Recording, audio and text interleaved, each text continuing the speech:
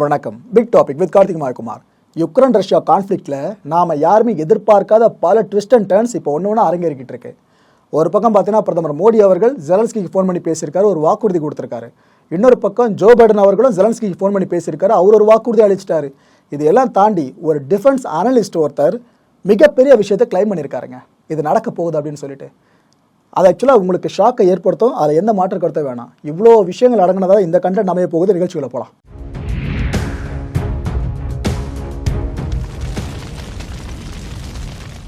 ஒரு வருஷத்தில் நாங்கள் தான் அதிகமாக ஏவுகணைகளை சோதனை பண்ணுவோம்.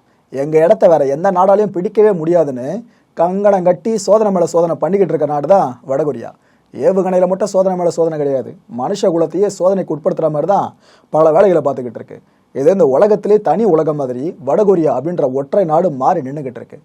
சமீபத்தில் கூட ஒரு பூச்சாண்டி வேலை பண்ணாங்க பாருங்க. அணு ஆயுதம் ஏந்தி செல்லும் அளவுக்கு திறன் கொண்ட ஒரு மிசைலை லான்ச் பண்ணாங்க. ஆக்சுவலாக அதை சோதனைன்னு சொன்னாங்க. அந்த மிசைல் ஜப்பானோட வான்பரப்புக்கு மேலே பறந்துட்டு இருந்துச்சு. ஒரு நாட்டோட எல்லையவே பிரீச் பண்ணுற அளவுக்கு தான் அந்த குறிப்பிட்ட சோதனை அமைஞ்சிருந்துச்சு. நல்ல வேலை ஜப்பான் நகரங்கள் மேலே விழலை, பசிபிக் பெருங்கடல் இருக்குல்ல, அங்கே போய்ட்டு இந்த ஏவுகணை விழுந்துச்சு. அவ்வளோதான், சர்வதேச அரசியலை திரும்ப நெருப்பு பற்றிக்க ஆரம்பிச்சிடுச்சு. ஏற்கனவே யுக்ரைன் ரஷ்யா தலைவலி, இதுக்கு நடுவில் இந்த பாய்புள்ளவர் இந்த வேலை பார்த்துக்கிட்டு இருக்குன்னு சொல்லிட்டு உடனே அமெரிக்காவும் சவுத் கொரியாவும் ஜப்பானும் பயங்கரமான கண்டனங்களை பதிவு பண்ணாங்க. வடகொரியா எந்த ரியாக்ஷனும் இல்லையே, அவங்க அடுத்த சோதனைக்கு தயாராகிட்டாங்க. ஒருவேளை அந்த மிசைலில் மட்டும் நியூக்ளியர் பாம்பு எதனா பொருத்தப்பட்டு அந்த வார்ஹெட் அப்படியே போயிட்டு ஜப்பான் மேலே எங்கன்னா விழுந்துருந்துச்சுன்னா என்னங்க இருக்கும்? நினச்சி பார்க்க முடியாதா நான் சொல்கிற வீரியம் என்னன்றது. மனுஷகுல வரலாற்றில் நம்ம இது வரைக்கும் ரெண்டு அணுகுண்டுகள் மட்டும்தான் தாக்குதலுக்கு பயன்படுத்தப்பட்டு பார்த்துருக்கோம். அந்த ரெண்டுமே ஜப்பானில் தான், ஹிரோஷிமா நாகசாகியில். திரும்ப ஜப்பானை டார்கெட் பண்ணி இது போல் வேலையை பார்த்துருக்காங்கன்னா என்னத்தை சொல்கிறது? இதை பதறி போன நம்ம ஜப்பான் பிரைம் மினிஸ்டர் கிஷிடா என்ன பண்ணுறாரு, அமெரிக்க அதிபர் இருக்கார்ல பைடன், இவருக்கு ஃபோன் அடிச்சிருக்காரு. ரெண்டு பேரும் அந்த ஃபோன் கான்வர்சேஷனில் பல விஷயங்களை பேசியிருக்காங்க. ஆல்ரெடி அமெரிக்கா ஏற்கனவே அவங்களோட கண்டனத்தை பதிவு பண்ணிட்டாங்க. இது இல்லாமல் ஜப்பானுக்கான தங்களோட ஆதரவு தொடருன்ற விஷயத்தையும் கிஷிடா கிட்ட சொல்லியிருக்காரு. அண்ட் இதில் முக்கியமான ஒரு விஷயத்தை பற்றியும் பேசியிருக்காங்க. இந்த வடகொரியாவில் ஜப்பானியர்கள் கடத்தப்பட்டாங்க பார்த்தீங்களா, இந்த விஷயம் சார்ந்தும் ரெண்டு பேரும் டிஸ்கஸ் பண்ணியிருக்காங்க. இந்த மிசைல் சோதனைன்ற விஷயத்தையும் கடந்து அமெரிக்கா இந்த ஒரு விவகாரத்தை அடுத்த கட்டத்துக்கு கொண்டு போகிற மாதிரி ஒரு 3 செட்டு வேலையை பார்க்க ஆரம்பிச்சிட்டாங்க. எந்த ஒரு கான்ஃப்ளிக்ட் வந்தாலும் அமெரிக்காவை தவிர்க்க முடியல. ஓகே, இந்த சொந்த செலவில் சூனியன்னு சொல்லுவாங்கள்ல, இதை வேறு எந்த நாடு சரியாக வச்சுக்குமோ இல்லையோ சவுத் கொரியா தள்ள தெளிவாக வச்சுக்கிட்டு இருக்கு. வடகொரியாவோட ப்ளஸ் என்ன தெரியுமா, இந்த ஏவுகணைகளை சோதனை பண்ணியே ஆரம்ப கட்டத்தில் ஃபெயிலியர்ஸை பார்த்தாங்க. அதுக்கப்புறம் ஃபெயிலியர்ன்ற ஒன்றத்தை அவங்க ஏவுகணை சோதனை சார்ந்து பார்க்கறதே கிடையாது. எந்த ஒரு டெஸ்ட் பண்ணாலும் அதில் ஜெயிச்சிடுறாங்க. இந்த குறிப்பிட்ட ஏவுகணை சோதனை சார்ந்து எதை பண்ணாலும் ஜெயிச்சிடுறாங்க. சவுத் கொரியாவுக்கு அந்த அளவு அனுபவம் பத்தாது இல்லையா, நம்ம அண்ணன் கிம் அளவுக்குலாம். சவுத் கொரியாவை அமெரிக்காவை சேர்ந்து என்ன பண்ணியிருக்கு, நாம வடகொரியாவுக்கு பதிலடி கொடுக்கணும், அவங்க வழியிலேயே போய் கொடுக்கணும்னு சொல்லிட்டு நாமளும் ஏவுகணை சோதனைகளை பண்ணலாம் அப்படின்னு முடிவெடுக்கிறாங்க. எப்படி, வடகொரியாவை நோக்கி ஏவுகணை சோதனை. அதுக்கு முன்னாடியே ஒரு குறிப்பிட்ட டார்கெட்டை ஃபிக்ஸ் பண்ணி பிளாஸ்ட் ஆகிற மாதிரி தான் இவங்க ஃபிக்ஸ் பண்ணியிருக்காங்க பிளானை. சரின்ட்டு இதுக்கேற்ற மாதிரி என்ன பண்ணுறாங்க, அமெரிக்கா தரப்பில் 4 ஏவுகணைகளை கொண்டு வராங்க, தென்கொரியா தரப்பில் 2 ஏவுகணைகளை கொண்டு வராங்க. ஒட்டு மொத்தமாக 6 ஏவுகணைகள் ஆச்சா. இந்த 6ல் 5 ஏவுகணைகள் சோதனை கரெக்டாக முடிஞ்சதுங்க. ஒரே ஒரு ஏவுகணை சோதனை மட்டும் ஃபெயிலியர் ஆகிடுச்சு. அமெரிக்கா அது கிடையாது, தென்கொரியாது. கொடுமை என்னன்னா, தென்கொரியாவோட விமான படைதளம் இருக்கோல, அங்கேயே அந்த ஏவுகணை விழுந்து தொலைச்சிருக்கு. அந்த ஏவுகணைக்கு பேர் ஹியூன்மோ 2 அப்படின்னு சொல்லுவாங்க அந்த மிசைல். இதோட தோல்வி இருக்குல்ல, இந்த செய்தி வெளியே வந்ததும் வடகொரியாவோட அரசு அதிகாரிகள் எல்லாம் சிரிக்க ஆரம்பிச்சிருக்காங்க. எங்களுக்கு பதிலடி கொடுக்குறேன்ட்டு எந்த அளவுக்கு சொந்த செலவில் சூனிய வச்சுருக்கீங்கன்னு. ஆனால் இன்னொரு கான்ஃப்ளிக்ட் ரைஸ் ஆகிருக்கணும், நல்லவள் அது தவிர்க்கப்படுச்சு. அதையும் சொல்கிறேன். இந்த விமான படைதளம் இருக்குல்லங்க, அந்த மிசைல் விழுந்த இடம் இது கிட்டத்தட்ட வடகொரியா பகுதியாக கருதப்படுறது. அவ்வளோ க்ளோஸ் டிஸ்டன்ஸில் தான் இந்த ஒரு விஷயம் நடந்திருக்கு. நல்ல வேலை வெடிக்கலை. ஆக்சுவலாக இதுவும் நியூக்ளியர் கேப்பபிள் மிசைல், அணு ஆயுதம் பொருத்தி வெடிக்க வைக்கிற அளவுக்கு திறன் கொண்டதா இந்த ஏவுகணையும். அதில் நியூக்ளியர் இல்லைன்றதுனாலேயே தப்பிச்சோம். கீழே விழுந்த இது வெடிக்கலைங்க, பிளாஸ்ட்டை பெருசாக ஏற்படுத்தலை. இதனாலேயே பெரும் உயிர் சேதம் தவிர்க்கப்பட்டிருக்கு. ஆனால் இதில் சவுத் கொரியாவை பாராட்டி ஆகணும், மன்னிப்பு கேட்டிருக்காங்க. அந்த நாட்டு மக்கள்கிட்டே மன்னிப்பு கேட்டிருக்காங்க. நாங்கள் ஏவுகணை சோதனை பண்ணோம், அது இது போல் சிவிலியன்ஸ்க்கு கொஞ்சம் தூரத்தில் இருக்க அந்த விமான படைதளத்தில் போய் விழுந்துருச்சு, இருந்தாலும் எங்கள் மேலே தப்பு இருக்குது, மன்னிச்சிருங்க அப்படின்னு சொல்லியிருக்காங்க. கெத்து காட்டுறோன்ட்டு பண்ண வேலை மன்னிப்பு கேட்குற அளவு கொண்டு வந்து விட்டுருக்கு. ஸோ இதுதான் சொல்கிறது, தலைவன் உருவம் மட்டும்தான், அது கிம்மு மட்டும்தான். கரெக்டாக எங்கே எதை லான்ச் பண்ணுமோ, எதுக்காக லான்ச் பண்ணுமோ அதை கரெக்டாக பண்ணிட்டு போயிட்டே இருப்பாப்புல. நம்ம தலைவனை அடிச்சுக்கிட்டு இன்னும் 10 வருஷம் வரைக்கும் ப்ராக்டிஸ் பண்ணிட்டு தாங்க வரணும் சவுத் கொரியாலாம். ஓகே, அடுத்தபடியாக யுக்ரைன் ரஷ்யா கான்ஃப்ளிக்ட்குள்ளே வரலாம்.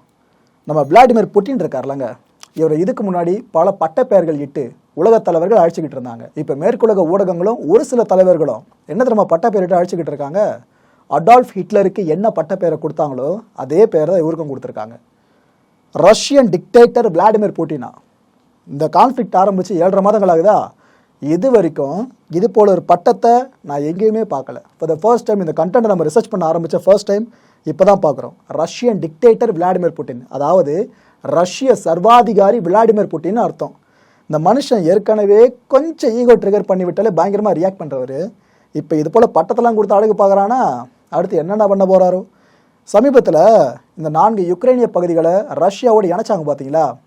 இந்த பகுதிகள் சார்ந்து எல்லையை வரையறுக்கிற வேலை இப்போ போய்கிட்டு இருக்கு. என்ன பண்ணுவாங்கன்னா, இந்த 4 நிலப்பரப்புகள்லையும் இதுதான் எங்களோட எல்லை, இதோடு முடிஞ்சிருச்சு, இதுக்கப்புறம் தாண்டினா உங்களோட நாடு, இதுக்குள்ள வந்துட்டு எங்களோட நாடு அப்படின்ட்டு இந்த கண்ட்ரோலிங் லைன் இருக்குல்ல, இதை ஃபுல்லாக அப்படியே துல்லியமாக வரையறுப்பாங்க. வரையறுத்து அந்த இடத்துல ரஷ்ய ராணுவ வீரர்களை குவிச்சு வச்சிருவாங்க.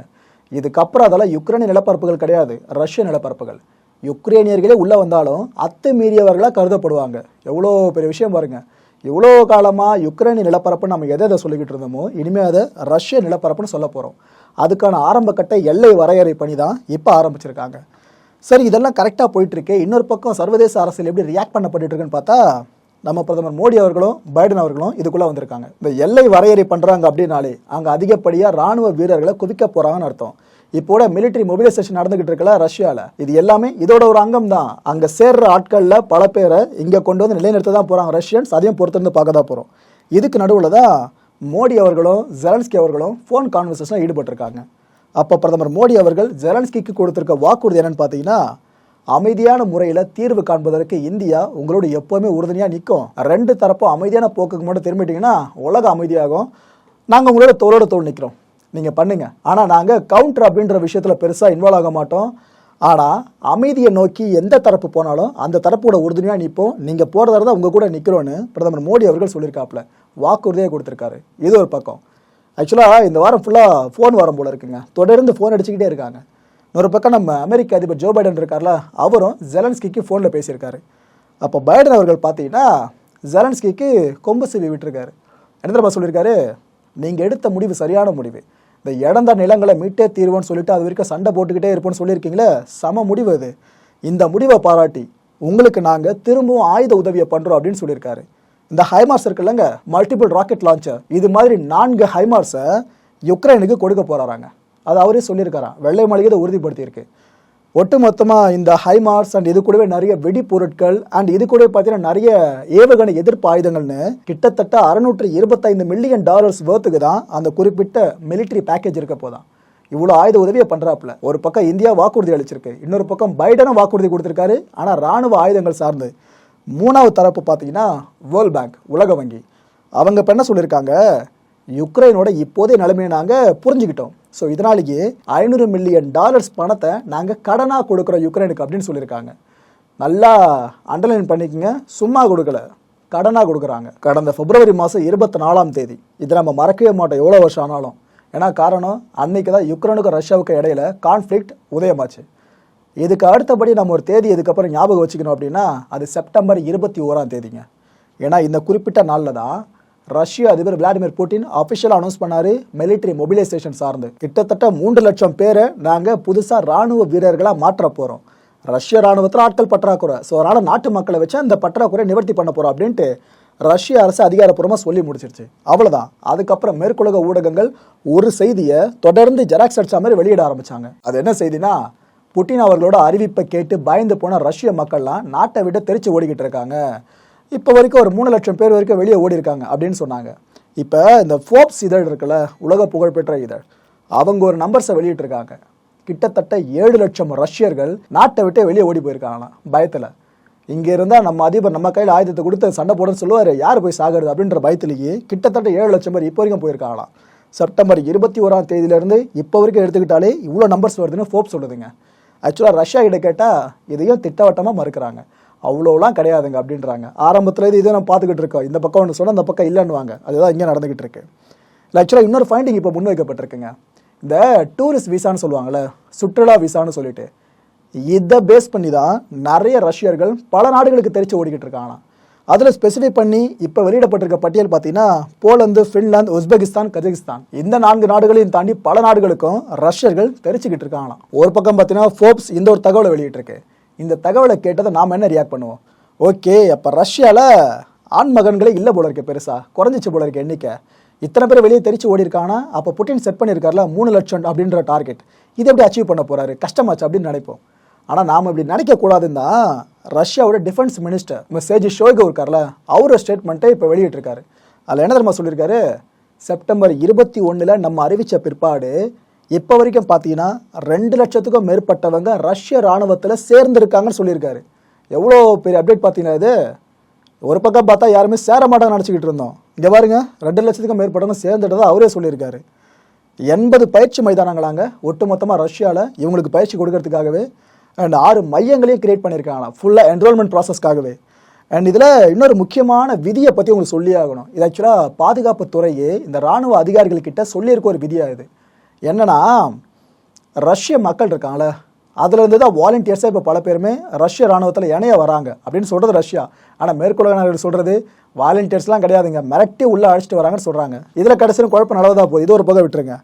இப்படி வாலண்டியர்ஸாக வராங்க பார்த்தீங்களா, இவங்க கரெக்டான ரீசன் சொன்னால் மட்டும் அவங்கள திரும்ப அனுப்பி விட்டுருங்க.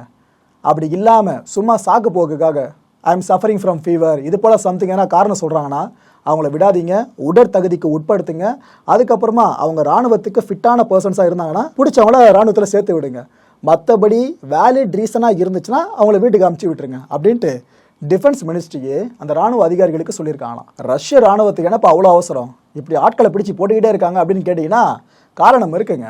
அதுவும் இல்லாமல் ரஷ்யர்கள் அந்த நாட்டை விட்டு தெரிச்சு ஓடுறதா தகவல் வந்துகிட்டு இருக்குல்ல, அந்த தகவலுக்கு வலு சேர்க்கறதுக்கும் காரணம் இருக்குது. இந்த ரெண்டுத்துக்கும் பொதுவான காரணம் பார்த்தீங்கன்னா இப்போ நீங்கள் திரையில் பார்த்துட்டு இருக்கீங்களே இந்த வரைபடம் தான். இப்போ யுக்ரைனில் என்ன நடந்துகிட்டு இருக்குன்னு பார்த்தீங்கன்னா, இந்த ரஷ்யா சமீபத்தில் 4 பிராந்தியங்களை அடைச்சாங்க பார்த்தீங்களா, அதில் முக்கியமான ஒரு நிலப்பரப்பு தான் கெர்சான். யுக்ரைனோட தெற்கு பிராந்தியமான இந்த கெர்சானில் நிறைய கிராமங்கள் ரஷ்யாவோட கட்டுப்பாட்டில் இருந்துச்சு, பாஸ்ட் அண்ட் ஓகேவா இருந்துச்சு. இப்போ யுக்ரைனிய சோல்ஜர்ஸ் என்ன பண்ணியிருக்காங்க, லிட்ரலாக 8 கிராமங்களை மீட்டுட்டாங்க. இது கசிஞ்ச தகவல் கிடையாதுங்க, இது அப்படியே ஆதாரப்பூர்வமான உண்மை. 8 கிராமங்களை மீட்டிருக்காங்க. இந்த வரைபடத்தில் எங்கெங்கெல்லாம் இந்த லைட் ஆரஞ்சு கலர் தெரியுதோ, ஆக்சுவலாக இந்த வரைபடத்தில் பெரும்பாலான பகுதிகள் அதுதான் இருக்குது. இது எல்லாமே ரஷ்ய இராணுவத்தோட கட்டுப்பாட்டில் இருக்கிற யுக்ரைனிய பகுதிகள். ஓகேவா?